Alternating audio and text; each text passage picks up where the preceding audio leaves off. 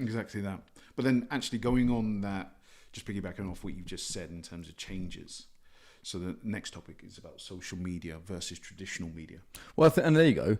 And I think social media has killed the requirement that a trade show used to have. Like you had to attend a trade show in, like even 10 years ago when I started PGL.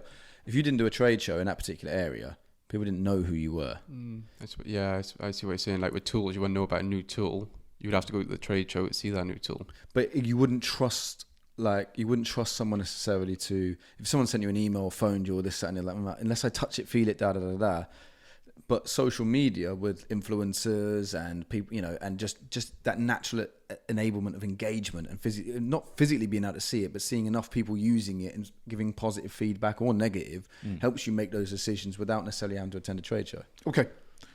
In terms of traditional media, though, are we saying then that that's extinct, or are we saying that there's still benefits that you can use? Well, you're classing as traditional media.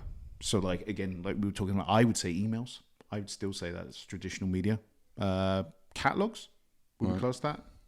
Oh, like newspapers. Yeah, newspapers, things like that. Would we say, like trade magazines? Trade magazines, would we say that that's a thing of the past, or would we say that, they've still got some form of contribution that they can give? I think they still got some form of contribution because the older guys in the trade, which they still are, they still probably prefer to look through a booklet than they would on Instagram. Yeah, I agree with that. So maybe it will die out over probably the next 20 years or something, but I think now it's still definitely got a part in it. Right, okay. Here's a question then, right? So as a younger electrician, do you ever pick up the professional electrician? I do. Right? Yeah. What do you look at in it? Just have a nose through it. Like if I'm sat in a van, just coming from the wholesaler, it's got 5 minutes, I'll just have a nose about in it. Do you ever notice the marketing in it though? Yeah. Definitely. Now with me doing my newsletter, I can see like kind of what's going on in there. But I think, again, a lot of electricians and myself, I'll just skip past this, that was clearly advertising. I'm just looking for the cool little pickup notes or, just general little advice or tips or something like that. Right. Yeah. And especially they used to have that code break. I don't know if they still got it. Yeah. The code breaker. In the back. Usually I used to go straight to that and just look at that because it's like something to do in it. Didn't they used to have like the worst installs that they could find in the back of there as well? Something like you got the code and what, like, I know what you mean. Yeah, something like that. But yeah, but that's what I mean. I mean, because we've in the past we've spent thousands of pounds putting sort of print media into ECN. We've done professional electrician. It doesn't really work, does it? We've never seen anything of it. But my gripe with traditional media, if you like, and emails, yes and no. I mean, as I kind of explained in a minute, is like you've got no insight into if it's any good. Like, if we could make the best poster, quote unquote, for a trade magazine, but if there's no feedback, there's no analytics on a piece of paper. You never know. So that trade magazine can say, oh yeah, well we shipped 80,000 around the country, great, but I don't know if anyone read it. I don't know if anyone saw, if they flicked past it and went straight to code breakers, or if they, if it got put next to, I don't know, a competitor's post or whatever it might be, or even got missed. There's no feedback. There's no instant. You throw something up on social media, I can tell you exactly how many people have seen it, people engage it, how many liked it, how many saved it, how many shared it. People, it's so much easier for. Hang on, I'm quite interested in that. I got a question about that. Fire you a question. Yeah. If someone's got to go through the process of finding your website or making a phone call or whatever it might be, they're just not going to do it in this day and age. From a print publication, in my perspective, you never know who's reading it. That's the in terms of the older generation or whatever, or people who are reading it. Just because you don't know about it, there could be so many people that's influenced to go to that product or something. You just don't know. No, fun fact. A really good friend of mine I made in the industry. I made because of a print publication. Right. So we, I think it was at the ECN or Electrical Times. One of them did a little bit of a piece on us and me in their thing. It was before you were working with us, about 2017. Right. Yeah. And all of a sudden, I get a visit from a guy called Steve Hurrell. Now owns eFix. At the time was at Aurora, and come up and literally seen the story. Thought, I want to pop in. He was in the area. His wife's Welsh, and popped in and just had a chat. Seen the company. He had a friend who was looking to do some work on his house anyway. He was going to pick up a couple of sockets or whatever. But and we just got chinwagging. We were in that my old office for about 4 hours. And he worked for Dieter. He took Aurora from zero to what it was before it kind of collapsed. And then he now owns eFix. Okay. And he sat there and gave me some advice that I still use today. And I consider him a really good friend. And he only even knew we existed And we've done a lot of business with eFix actually over the years, but you even only knew we existed because of a print publication. So you're right. And okay, he's slightly older You than just me. never know, do you? You just never know. But isn't that's that the also problem. Yeah, but that's also the problem. You don't know.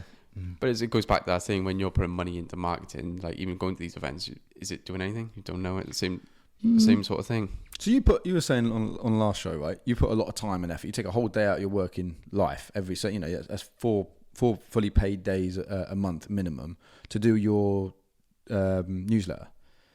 Now, would you do that for a print publication? I don't know. Well, I say I work on it 4 days a month. I don't, because I'm always sidetracked doing other things as well. So my mate goes mad at me about that. But that's another story. But I won't print the newsletter in the moment I'm in now. That could change. I don't know. I don't know where it's going to go. But at the moment, no, I won't print it because it goes down to that thing of the analytics. We can see exactly who's opened it, when they've opened it, everything. And you can kind of gauge everything. Like you say with a printout, you don't know. And yeah, it's just, why do I need to? It's going to be more production to it. There's a lot more to it when people can just open up on email. Everyone's got a phone. Everyone's got an email. Yeah. Do I need to print it? Well, this is it. So no, I think print media is dying a death. Catalogues, I think, are a bit odd. I tell you what I think they got. So if we go into a wholesaler, right, turn around and say, yep, catalogues online, download it, It's easy for us to update. It's always up to date because you can just, the graphic guys can simply go in, change it. They will not download that thing. They won't even go to the website. 9 out of 10 questions a wholesaler will call us about a product is on the website. The answer's physically there. Can I say something though with the catalogue? Yeah. I much prefer a catalogue to looking online, and it's one goes back to the Argos book when I used to. Mate, the Argos book was a book of dreams. Circling Christmas list. Doggy in the corners. Literally. I was on Toys R Us or whatever it was the other day with my son. I was like, right, try and pick. It was so awkward to try and find things instead of going, right, there's a book, go through it and circle what you want. And it's kind of the same with us. We can actually go through a book, and I feel like you see it more clear in a book than you can online. I see where you're coming from. I thought, if I'm being honest, and it sounds like I'm trying to stereotype here, but I thought it was more of an elderly thing. So like the elder generations would prefer the hard copy stuff, whereas the younger kids would probably, I've got it on my iPad there, I can just search through it, this, that, and the other. I personally prefer a catalogue. Yeah. Well, unless it's a really good website where you feel like you can see everything, you haven't got to scroll and stuff like that. I find when I'm like shopping for tools, again, I'd rather look through a catalogue than I would on a website. But that's just me. I don't know what other people kind of...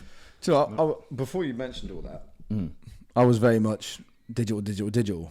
But I just realised every time I see something I like or I'm into it, I print it off so I can read it better. Do you actually? Yeah, but I mean, I'm dyslexic, aren't I? So I do struggle reading off a screen. Right, okay. But even though you can zoom it right in. I think like the Argos book is just a big like realisation for me for that on You sure it's catalogues. not like nostalgia? Nah, because I was literally doing it with my son, trying to scroll through a catalogue online. Yeah. It was a nightmare when I knew it was so easy to just go through the Argos books. You go page by page, Makes sense. circle. And here's a question though: would you still buy it from Argos, or would you Google it and see if we can get it cheaper? Go on Amazon.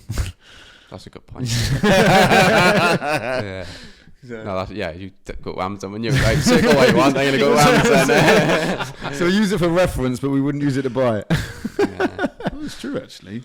Well, the reason I say that is I've noticed that most electricians will have one of two catalogues in their van: a Screwfix catalogue or a CEF catalogue, even if they don't shop at either. Yeah. Because what catalogues do you have? None. It goes online. You need to pick one up. But I notice that most when I go to wholesalers and stuff. In fact, most other wholesalers have a CEF catalogue on their counter. But maybe not on the counter, but definitely in their office. But like it's a point of reference. It's what's that part number? Yeah. And I think that's part of it as well. But the reason other people like having a catalogue, especially like a Screwfix or a CF one, is it's priced. So that's my benchmark. So I'm going in there and it's like, right, okay, that's £3 for whatever. Well, when I go in and see my wholesaler, it's less than that now, isn't it? Because I can get it from there for £3. Yeah. I've physically seen that in an independent here in South Wales where someone's gone in with a CF catalogue. Look, they charge me £2.80 for that. What's my price? So, yeah. But I think, but manufacturers don't really do price catalogue. Well, some do, don't they? What, the price catalogue? Yeah, I've seen a few do. No, I'm not going to name the one I definitely know does because they're a direct competitor. But does it make sense though? to do that price? I don't think so, especially in the don't. current market where prices fluctuate so The much. Pro, obviously, an online catalog. If you're looking for one specific thing, you can just type it in. It pops up. You're not going to scroll through a catalog, so that's a massive bonus straight away for an online catalog. But just going back on, so obviously we're talking about the social marketing, media marketing versus traditional media. Sorry, I'm getting my words mixed up here. Are there any? You're nervous. Are there any negatives about social media marketing? I think it's becoming really noisy. You can cancel culture. Cancel culture. Oh, there's an episode in itself, isn't it? Careful, we might get there. Yeah. you may or say one thing wrong, you got that potential. Just be like, you finished. Yeah, but we know that's happened to some people we know personally, isn't it? So it's that's a good point. It's a judgment by social media these days, isn't it? Rather than, I mean, you see it with footballers and other people like in the celebrity line, like they are guilty before even given an opportunity to plead a case, just because the public opinion, the sphere of digital public opinion is louder than anything ever before, I think. Yeah, but then just going on like the topic of in terms of our industry, is there anything that you can see in terms of, I don't know, contractor posts or manufacturer posts that you feel it's not right? How do you mean? Like exaggerations in terms of products, in terms of quality, in terms of standards. You're trying to get me in trouble. No. Again, we don't have to name anyone, but I was saying contractors in terms of installations. Is there anything there that you see that you're like stands out to you that you're like, this isn't great? No. It depends on the person, I suppose, and I don't know. It's not. I don't see many negative. You get negative people on it. Yeah, but it's not necessarily negative in itself in the platforms. I don't think. I see what you're saying. So, in terms of those negative, you said like you get negative people on it. Do you think that affects the actual post itself? Yeah, if it's constructive criticism, it's completely different to a negative comment. Yeah, I agree. It's how you portray that comment. Bad comments are always like a bad comment. As stupid as that sounds, like you can take someone's advice from it. It's how they come across it a lot of the time, and but overall, I think it's okay. It's just how you take it as well. Okay. How about yourself? What, from a manufacturer's, like a marketing perspective? Oh, mate, there's so many people out there talking garbage. Like, but that's marketing, right? I mean, there's stuff out there from leading brands in any industry, for example, that is just mutton dressed as lamb. But that's what marketing has a bad name. That's why I don't really like sort of traditional routes of marketing. Mm-hmm. So like with our stuff, for example, right, I don't sit there and do a reel about here's my RCBO and here's my this, that and the other. It's just like, nah. So everything we try and do is value based. So if you can take something away from this, whether you buy the product or not, then I've done my job. At the same point, if you've taken something away from it, you might actually think, if they're going to put that much effort and time into that, they're obviously doing that into their products as well. And then it kind of reinforces that message that we have, which we don't shout about loud enough about our testing procedures and yada, yada, yada. But now after sort of 3 years of doing the board, people are starting to get it because they've never had a faulty. They've never had an issue. If there's been any problems or whatever with anything, they call us. We're straight on it. All these things that we've been talking about, like as far as on the wider picture, they're supported. It takes longer, but I think there's a lot of people out there that just obviously they're just going to try and polish a turd, aren't they? So it is what it is. Right. Okay. So in terms of social media versus traditional media, we still feel has a place, but it's just becoming less relevant. Or I think traditional media, in my opinion, sorry to jump in there, it's budget relevant. Okay. Digital media is free to a sphere, and then if I pump in, for example, one full page article on the professional electrician costs you somewhere around £1,000. That's a lot of money, right? Now you think about how much digital content I can create for £1,000. Track it, trace it, boost it, yada yada yada. Right, and a huge amount of eyeballs are going to see that. Now, a bit like traditional media, you don't know whether that's just a quick scroll or whether someone's actually sat there and digested the entire page. You know, when you see it's had views or impressions and things like that. But the reach is far bigger, in my opinion, for less money.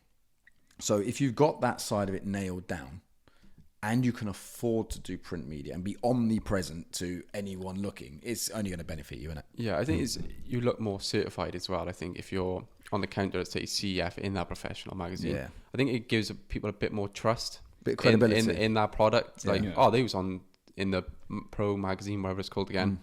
So they give you, just in subconscious, you got a bit more trust in that brand, I think, as well. And again, that probably goes back to trade shows as well. So I've seen all this digitally, and like I said, people want to come see us at the show. Seen all this digitally. I've seen all these people posting about it, this, that, and the other. Now I've physically seen you. I've physically seen me. I've physically seen the board and product. Yeah. Oh, okay, cool. That's now ticked that mental box that I just couldn't get past. Right. Now we're good. So yeah, I think you're probably right. Like a hybrid approach is probably best, but it's just expensive. It really is, and again, for a startup company, it's a lot of cash you got to throw in there. But what about electricians? The way you guys market. So where like again, traditionally, print marketing in local rags and things like that was always a big thing. So yellow pages and things like that. That's obviously died a death with Google. But you still have to make yourself available. Do you have a website, for example, that people can find you on? I have a website, but I don't keep it updated. To be honest, that's a big thing is a website. I think a big one is like Google. Like you got to think someone sat in their house, the electrics is just tripped out. Yeah. What's the first thing they type in? Google electrician. What comes up? Electricians in the area. They're going to click on the top 3. Look for 5-star rating. And just go from that. So I think that's quite important to be on. So do you try and, like, when you got a job, okay, and let's say you get a call out for Miss Jones or whatever, and then do you try and get her to leave a review so that next time someone locally would need an electrician to fix a problem? No, I've never been like desperate for work. I've always it's been word of mouth or pass on or whatever. So I've never been like, oh, can you leave a review? Can you leave a review? So I've never had to, but it's probably really important to do that for people who are like trying to get consistent work every single day. Yeah, just ask the customer if they're happy with the work. Or do you mind just leaving a review? Because then it's going to boost you up the Google. I don't know how the Google kind of thing works, how much you got to pay and stuff, but I think it is important for good reviews because whenever we buy something, I'm guessing you both are the same. Do you read the reviews? Yeah. And especially if you're gonna... Do you not? But it depends. If you're like less than a tenner, well, I'm a bit tighter than you. Less than a $5, then I probably won't. But if I'm spending a tenner or more, I'm reading a review. And it's like, if the 2 companies coming up on Google, one's got 2-star reviews, the other's got 5-star, which one are you going to call? Yeah. No, it's true. It depends, actually. Reason being is because, let's say, for instance, Just Eat, yeah? Just Eat can have 2 stars and it will have like 1,700 reviews. But then you can have one that has 5 stars but has 2 reviews. True. So which one do you go for? But if they still got 2-star review over 7 people, that's a solid average, isn't it? I get what you're saying though. It depends on McDonald's. McDonald's. You've got a serious issue with McDonald's.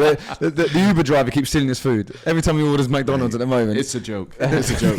He's like, "Oh, free food for me," and Jay never gets it.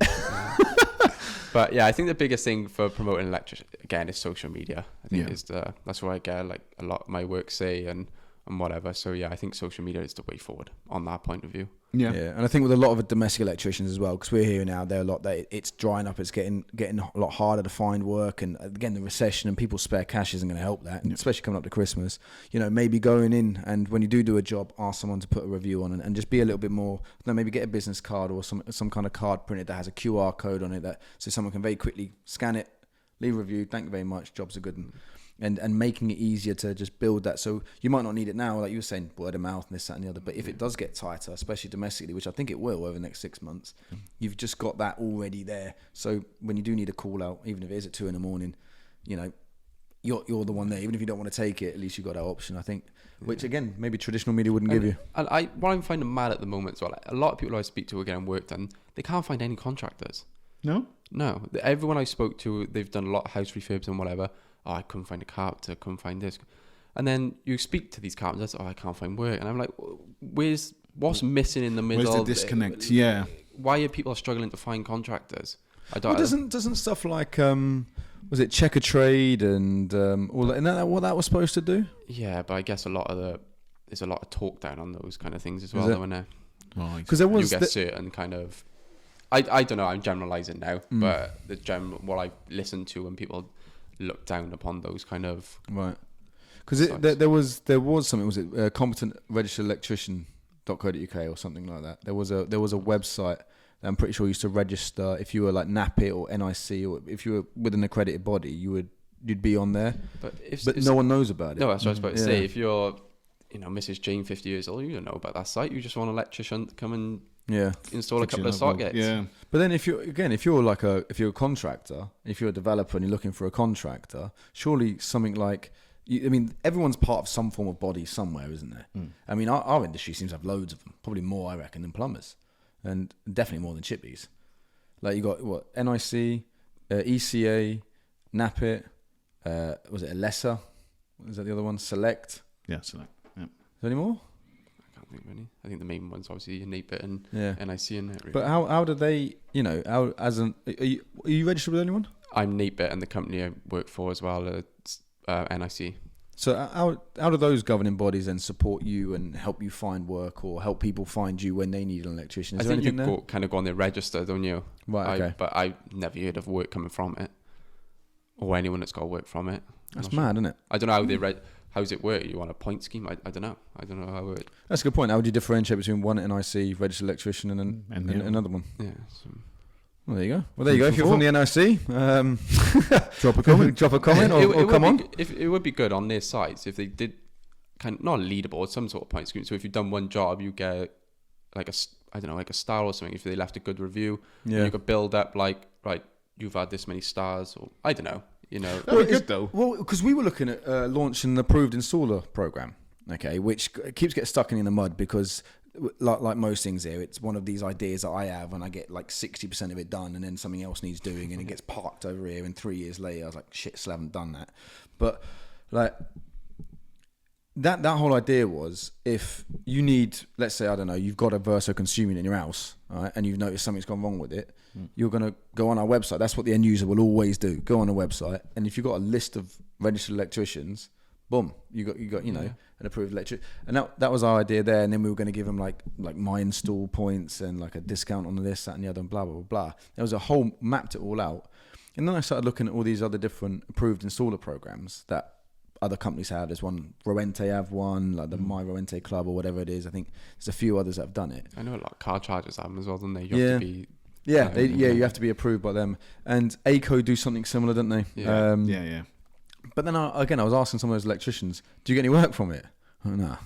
Yeah, so how's it? Yeah, I'd like to know how it works. Something to look into. Yeah, but again, maybe as an industry, there's something there, like you say, that's missing, especially between developer, contractor, etc., to kind of net it all together. Could do a separate podcast on that in total. Like, well, there you go. Yeah. But, yeah. We're just coming up with topics now, guys. That's it. Feel free to throw your feel free to throw your ideas in the comments as well. All right. Talk about topics. Next one. Yeah.